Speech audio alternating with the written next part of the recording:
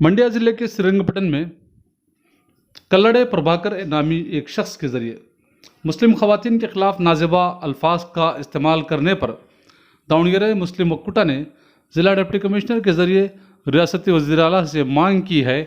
इस मौके पर एक एहतजाजी जुलूस किया गया और मांग की कि ऐसे अमन में खलल डालने वाले अफराद को फौरी गिरफ्तार करते हुए उनके खिलाफ कानूनी कार्रवाई की जानी चाहिए, वरना अमन में खलल पैदा होने के क़वी इम्कानात रहते हैं।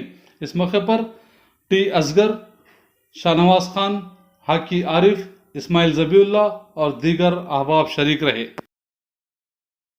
ತಮಗೆಲ್ಲರಿಗೆ ಗೊತ್ತಿದೆ, ಭಾನುವಾರ ಶ್ರೀರಂಗಪಟ್ಟಣದಲ್ಲಿ ಸಂಕೀರ್ತನ ಯಾತ್ರೆ ಅನ್ನೋ ಒಂದು ಕಾರ್ಯಕ್ರಮದ ವೇದಿಕೆ ಮೇಲೆ ಕಲ್ಲಡ್ಕ ಪ್ರಭಾಕರ್ ಭಟ್ರವರು RSSನ ಮುಖಂಡ, ದಕ್ಷಿಣ ಭಾರತದ ಒಂದು ಸಂಚಾಲಕನಾಗಿ ಕೆಲಸ ಮಾಡಿರ್ತಕ್ಕಂಥ ಈ ವ್ಯಕ್ತಿಗೆ ಸುಮಾರು 80 ವರ್ಷ ಹತ್ತತ್ರ ವಯಸ್ಸಾಗಿದೆ.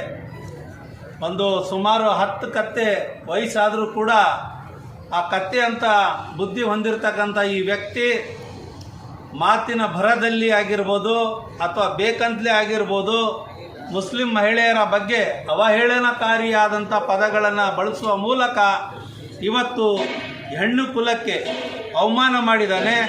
ಈ ಅವಮಾನ ಯಾವ ಕಾರಣಕ್ಕೂ ಸಹಿಸಕ್ಕೆ ಆಗದೇ ಇರತಕ್ಕಂಥ ಅವಮಾನ ಮಾಡಿರ್ತಕ್ಕಂಥ ಈ ಒಬ್ಬ ಪ್ರಭಾಕರ್ ಭಟ್ ಅಯೋಗ್ಯ. ಈ ಅಯೋಗ್ಯನಿಗೆ ತಕ್ಷಣವೇ ಈ ರಾಜ್ಯ ಸರ್ಕಾರ ಬಂಧಿಸಿ ಒಳಗಾಗಬೇಕಾಗಿತ್ತು.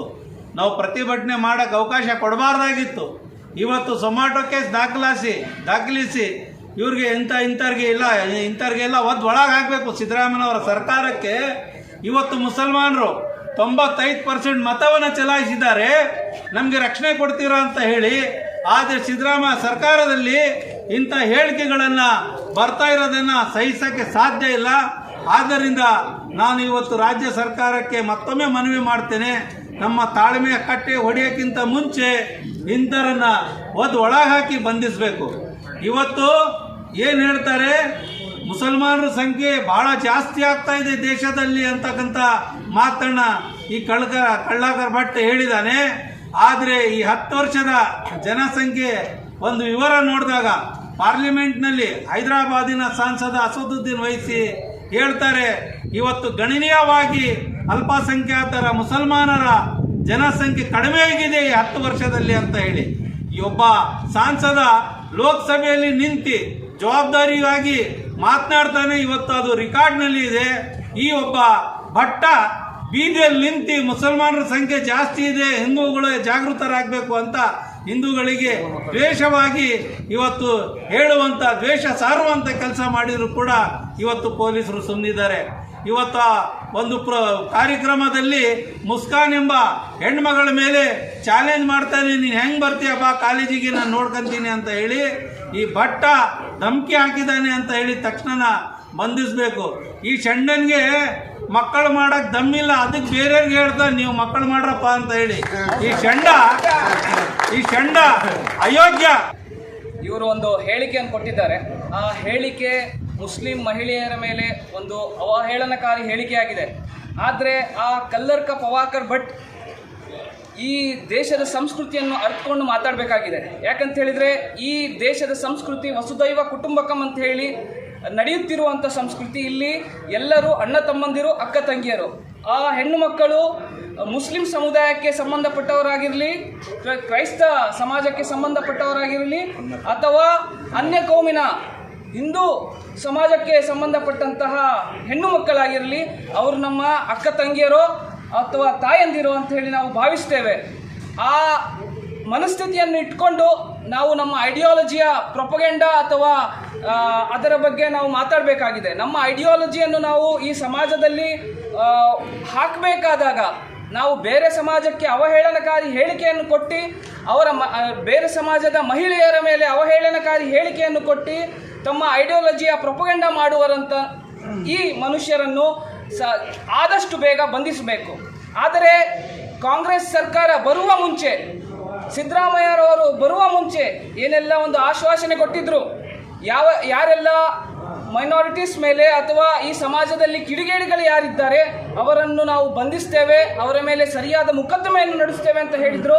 ಆದರೆ ಈ ಸರ್ಕಾರ ಬಂದ ಮೇಲೆ ನೋಡ್ತಾ ಇದ್ದೇವೆ, ಈ ಮತ್ತೆ ಕೋಮುವಾದಿಗಳು ತಲೆ ಎತ್ತುವ ಕೆಲಸ ಮಾಡ್ತಾ ಇದ್ದಾರೆ. ಆ ತಲೆ ಎತ್ತುವ ಕೆಲಸ ಮಾಡುವಾಗ ನಮ್ಮ ಸಿದ್ದರಾಮಯ್ಯನವರು ಸುಮ್ಮನೆ ಕುಳಿತು ನೋಡ್ತಾ ಇದ್ದಾರೆ.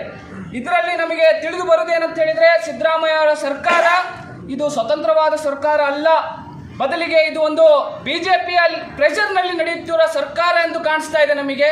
ಅದಕ್ಕಾಗಿ ನಿಜವಾಗಿಯೂ ಸಿದ್ದರಾಮಯ್ಯನವರು ಸ್ವತಂತ್ರವಾಗಿ ಸರ್ಕಾರ ನಡೆಸುತ್ತಿದ್ದಾರೆ ಅಂತಾದರೆ ಆದಷ್ಟು ಬೇಗ ಈ ಅವಹೇಳನಕಾರಿ ಹೇಳಿಕೆ ಕೊಟ್ಟಂತಹ ಪ್ರಭಾಕರ್ ಭಟ್ ಅವರಿಗೆ ಬಂಧಿಸಬೇಕು. ಇಲ್ಲ ಅಂತ ಹೇಳಿದರೆ ಈ ಸಿದ್ದರಾಮಯ್ಯ ಸರ್ಕಾರದಲ್ಲಿ ಏನೂ ದಮ್ಮಿಲ್ಲ. ಈ ಸಿದ್ದರಾಮಯ್ಯ ಸರ್ಕಾರ ಒಂದು ನಾಲಾಯಕ ಸರ್ಕಾರ ಅಂತ ಹೇಳಿ ನಾವು ಹೇಳ್ತೇವೆ. ಈ ಪ್ರಭಾಕರ್ ಭಟ್ ಯಾರು ಇವತ್ತು ಮುಸ್ಲಿಂ ಮಹಿಳೆಯರನ್ನು ಒಂದು ವಿಶ್ವಾಸಕ್ಕೆ ತೆಗೆದುಕೊಳ್ಳಕ್ಕಾಗಿ ಒಂದು ಅವಹೇಳನಕಾರಿ ಹೇಳಿಕೆ ಕೊಟ್ಟಿದ್ದಾನೆ, ಆ ಪ್ರಭಾಕರ್ ಭಟ್ಟಿಗೆ ನಾನು ಬಯಸ್ತೇನೆ, ನಿಮ್ಮ ಮೋದಿ, ನೀವು ಯಾರ ಹೊಗಳಿಕೆಯನ್ನು ಮಾಡ್ತಿದ್ದೀರಾ ಅದೇ ಮೋದಿಯ ಸರ್ಕಾರ ಇವತ್ತಿದೆ. ಅದೇ ಮಣಿಪುರ ಹೇಗೆ ಇವತ್ತು ಬೆಂಕಿಯಲ್ಲಿ ಉರಿತಾ ಇದೆ, ಇದೇ ಭಾರತದ ಮಣಿಪುರದಲ್ಲಿ ಮಹಿಳೆಯರ ಮೇಲೆ ಅತ್ಯಾಚಾರ ಆಗ್ತಾ ಇದೆ. ಆದರೆ ಆ ಮೋದಿಯವರು ಏನು ಮಾಡ್ತಾ ಇದ್ದಾರೆ, ಆ ಪ್ರಭಾಕರ್ ಭಟ್ಟಿಗೆ ಇದು ಕಾಣಿಸೋದಿಲ್ವಾ? ಆ ಪ್ರಭಾಕರ್ ಭಟ್ಟಿಗೆ ಕಾಣುವುದು ಬರೇ ಮುಸ್ಲಿಂ ಮಹಿಳೆಯರ, ನಮ್ಮ ಮುಸ್ಲಿಂ ಮಹಿಳೆಯರು ಅವರ ಆತ್ಮರಕ್ಷಣೆ, ಅವರಿಗೆ ಕೊಡುವಂಥ ರಕ್ಷಣೆ, ಆ ತಾಕತ್ತು ನಮ್ಮ ಹತ್ರ ಇದೆ. ಆ ಪ್ರಭಾಕರ್ ಭಟ್ಟಿನ ಯೋಗ್ಯತೆ ಏನಿದೆ, ಆ ಯೋಗ್ಯತೆಯನ್ನು ನಾವು ತೋರಿಸಲಿಕ್ಕೆ ಮುಂದೆ ಬರ್ತೇವೆ. ನಿಮಗೆ ಪ್ರಭಾಕರ್ ಭಟ್ ಈಶ್ವರಪ್ಪನ ಜೊತೆಗೆ ಏನಾಗಿದೆ ಅದು ಕೂಡ ಗೊತ್ತಿರಲಿ.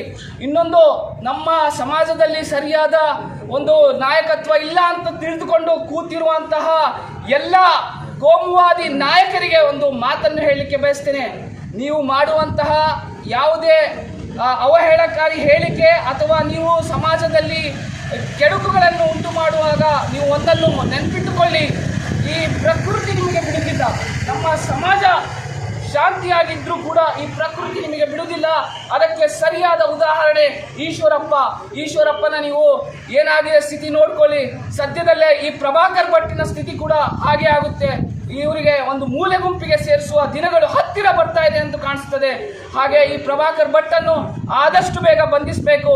ಇಲ್ಲದ್ದಲ್ಲಿ ಇಡೀ ರಾಜ್ಯದಲ್ಲಿ ಮುಸ್ಲಿಮರು ಉಗ್ರವಾದ ಹೋರಾಟವನ್ನು ಮಾಡಬೇಕಂತ ಹೇಳಿ ಇಲ್ಲಿಂದ ನಾವು ಕೇಳ್ಕೊಳ್ತಾ ಇದ್ದೇವೆ.